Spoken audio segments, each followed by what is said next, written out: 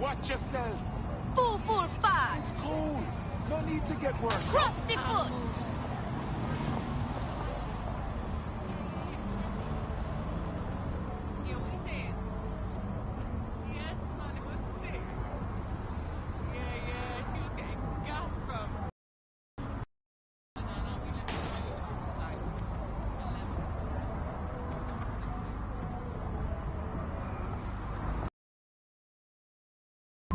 No more awkward, rumbling resentments with your neighbours, your colleagues, or what the heck, and your family. You just dock them in and be done with it. But I guess it could backfire. I mean, the thing is with a family, inevitably parents and their children, they end up squabbling, and you know, today's Britain, your kids are going to dog you in, so you might as well get in there first and preemptively counter-dog them in to the authorities. Yeah. Let's call them up again. Hey, I've got someone else. It's my son. Let's call him Norris. He never tidies his bedroom, but he gets up late. He listens to illegal, non-government sanctioned music and is covertly plotting the downfall of the government and the restoration of the democracy. Thank you. Yeah, just define all your household chores as patriotic. And if they fail to do them, stop and leave.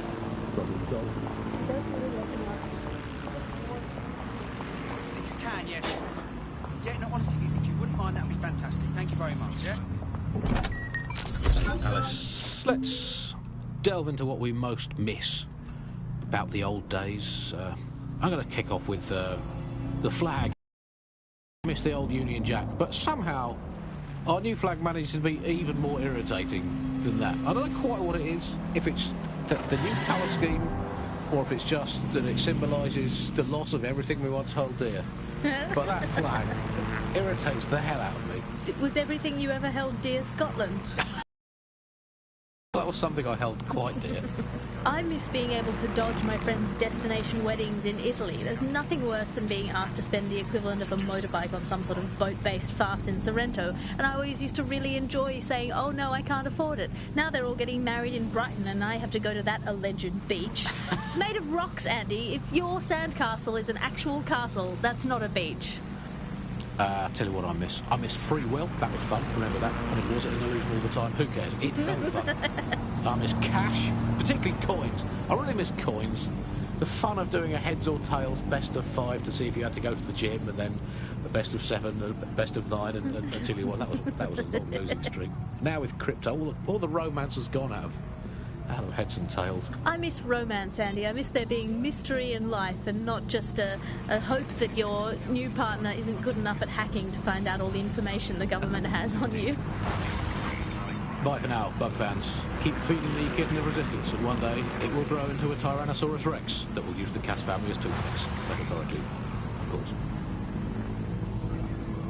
Has Bloom been hacked? While Bloom has so far denied rumours that any data breach has occurred, millions fear they are soon to have their digital secrets exposed.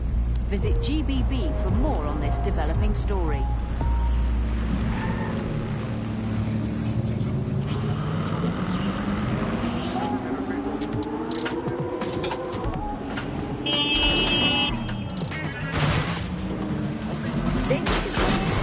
You're listening to Rockin' your pirate podcast to what they don't matter.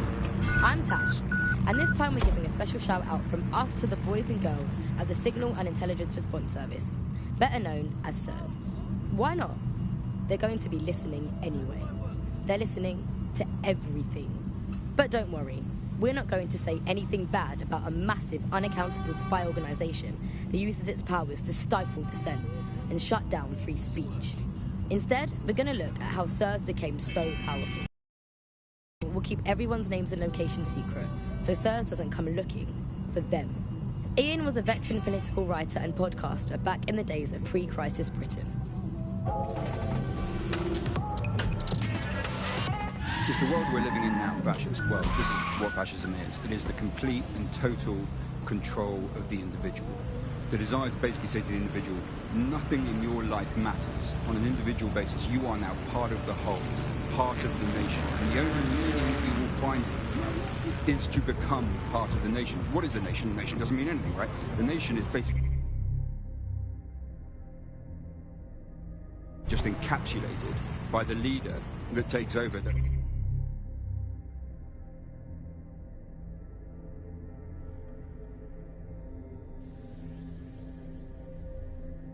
claims that he, you know, has this sort of access to the soul of the country, to the soul of the people. He never does, but that's what they go for. And on that basis, they take the right to control every aspect of your life. Who you talk to, the way you eat, the way you go hang out with your friends.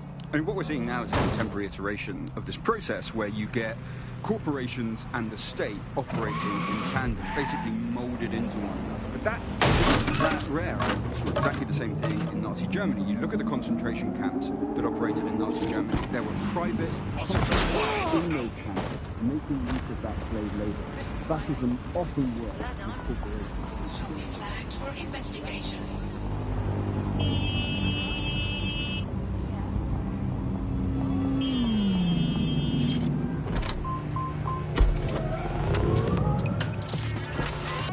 Charles is an expert in the dark art of surveillance. He works Suspicious behavior.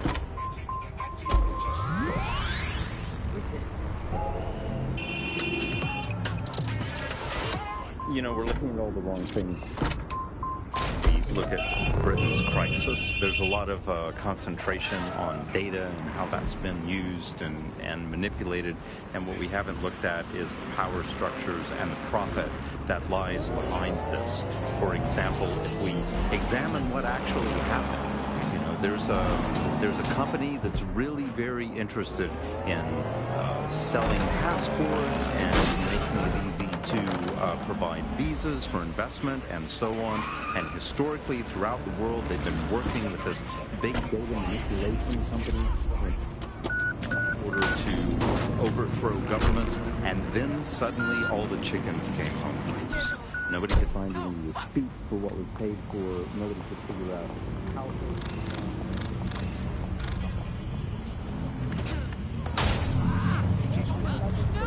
You're listening to Newscast. A couple of different ways that we got where it is that we are. I mean, one, you have a lot of smaller organizations, smaller power groups, companies as well, who are bending Auto-drive things now just enabled. a little. Oh, we'll compromise a little bit. We'll bend the rules a Auto-drive little bit, now disabled. and try to achieve what it is that we hope to achieve. Auto-drive that's now good for enabled. us. And if you add all of that up, what you end up with is a big wall movement in a big way from a lot of little buttons being pushed. But also there's this other thing that's going on here is the gathering of data and the analysis of data has authoritarian components within it. It is by its nature a tool for authoritarian.